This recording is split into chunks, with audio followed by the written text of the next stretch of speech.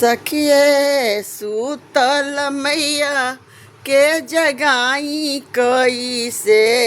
सखिए सूतल मैया के जगाई कैसे। बिना दर्शन कैले घरवा जाई कैसे। बिना दर्शन कैले घरवा जाई कैसे। सिंदूरा ले आइल बानी चुंदरी ले आइल बानी। सिंदूरा ले आइल बानी बिंदिया ले आइल बानी। बिना सिंदूर लगाए घर जाई कैसे। बिना बिंदी लगाए घर जाई कैसे। सखिए सूतल मैया के जगाई कैसे। चुंदरी ले आइल बानी लहंगा ले आइल बानी। चुंदरी ले आइल बानी लहंगा ले आइल। सखिए बिना चुंदरी पहिरैले घरवा जाई कैसे।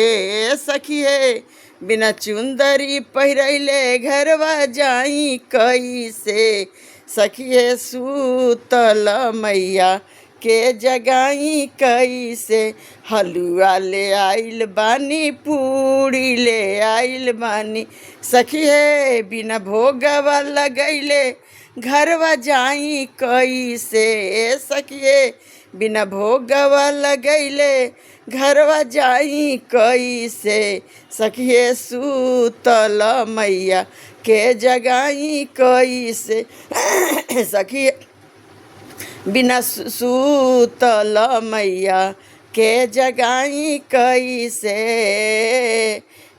टीका वाले आइल बानी नथिया ले आइल बानी। टीका वाले आइल बानी नथिया ले आइल। सखिए बिना टीकावा पहनैले घरवा जाई कैसे। सखिए बिना टीकावा पहिरैले घरवा जाई कैसे। सखिए सूतल मैया के जगाई कैसे। लहठी ले आइल बानी मेहदी ले आइल बानी। सखिए बिना लहठी पहनैले घरवा जाई कैसे। सखिए बिना लहठी पहनैले घरवा जाई कैसे। मैया सूतल मैया के जगाई कैसे। सखिए सूतल मैया के जगाई कैसे। सखिए सूतल मैया के जगाई कैसे। पायल ले आइल बानी बिछुआ ले आइल बानी। बिना पायल पहनाए घरवा जाई कैसे। बिना पायल पहनाई घरवा जाई कैसे। सखिए सूतल मैया के जगाई कैसे। सखिए बिना महाउर लगाए घरवा जाई कैसे।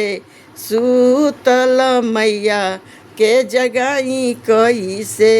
सखिए सूतल मैया के जगाई कैसे। रात सखी सपनों में देखी मैया आंगन आई। रात सखी सपनों में देखी सातों बहिनी आंगन आई। बहिया पकड़ के हमें जगाई। बहिया पकड़ के हमें सिंदूर हमसे मांगी है बिंदी हमसे मांगी है। रात सखी सपनों में देखी मैया आंगन आई। बहिया पकड़ के हमें जगाई। बहिया पकड़ के हमें जगाई। सिंदूर हमसे मांगी है। सिंदूर हमसे मांगी है। रात सखी सपनों में देखी मैया आंगन आई है।